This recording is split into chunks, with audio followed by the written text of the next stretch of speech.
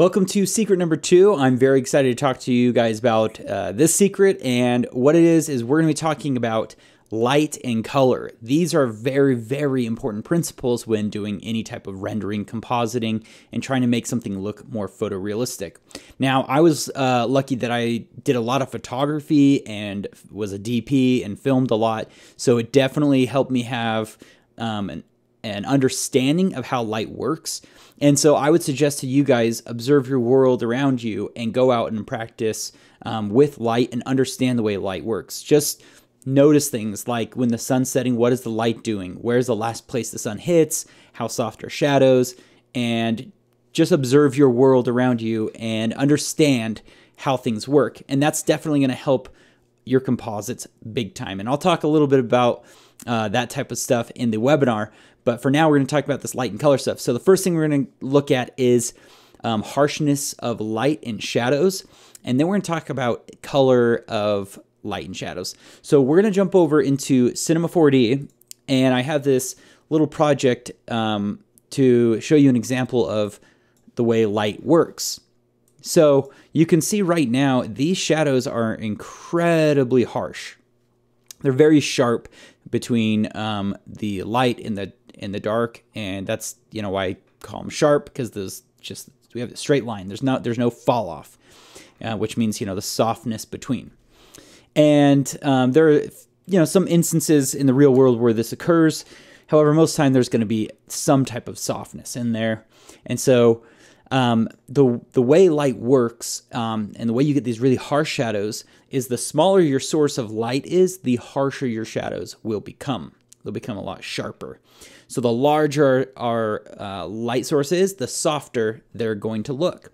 So in this example, let me just hit render, and then we're going to start changing some parameters, and you'll be able to see what's happening with the shadows. So right now our sun disk scale is like 0.68, which is teeny. And just watch these shadows, and I'm going to zoom in here. Watch these shadows as I start moving this dial up.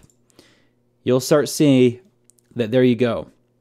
Look how soft that became when I start moving the scale of this sun up. And if I go way up, it completely softens up, and you get this nice fall off right there in all these different parts of our scene.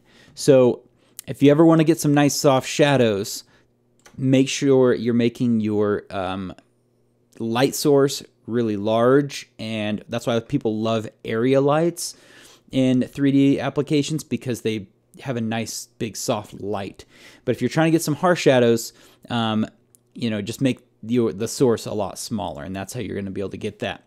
And why is this important? So when you composite something, you're not just looking at an image, you're trying to look at what's happening in that image. So you're looking in 3D space. So we're going to jump over to Nuke, and I'm going to show you what I mean. So here's a little project, and this back mountain is just a still image. But when I first looked at this, I made sure I had an asset or a rendering that matched the light direction, and it matched in harshness of shadow. So I can see like right up here how harsh those shadows are on the ground from our subject walking. So I needed to make sure I was using an asset or a render that also had those same kind of qualities, where the fall off was a lot harsher. And so I tried to use same type of, looking at the same type of harshness. You can definitely see it right here, how harsh that is. And that was a great way to determine how this is working. The other thing is the length of the shadows. This one wasn't perfect because these are a lot more, they're a lot longer. So this would probably be a little bit longer.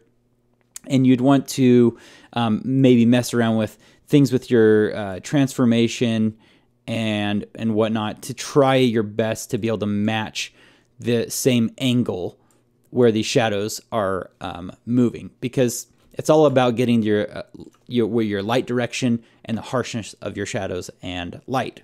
So the next thing is you can tell, okay, we may have the light correct, but it's missing the correct color.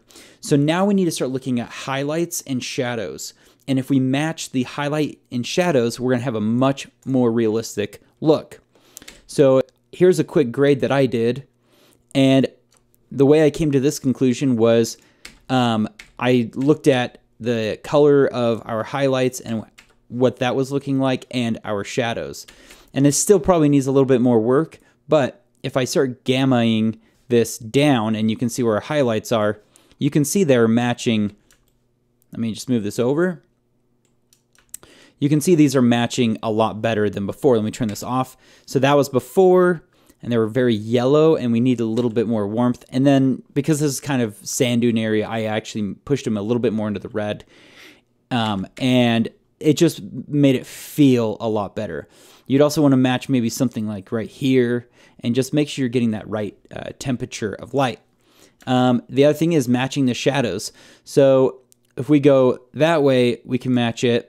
But if we start moving our gamma the other way, you can start looking at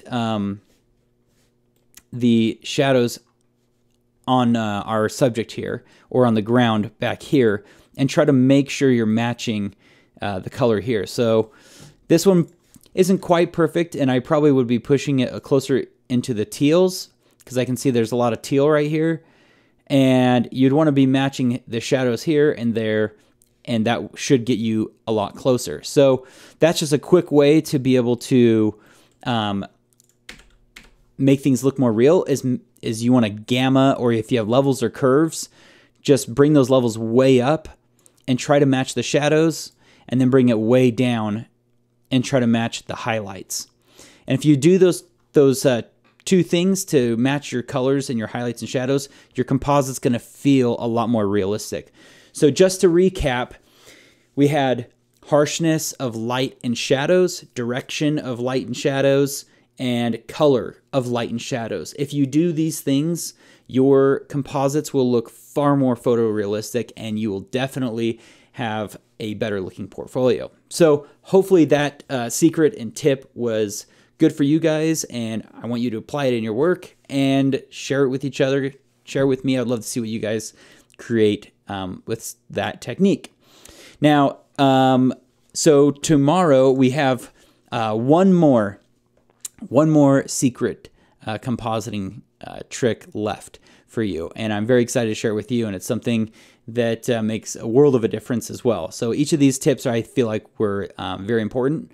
And so this next one is a really good one. So look forward to tomorrow's email for the third and final secret.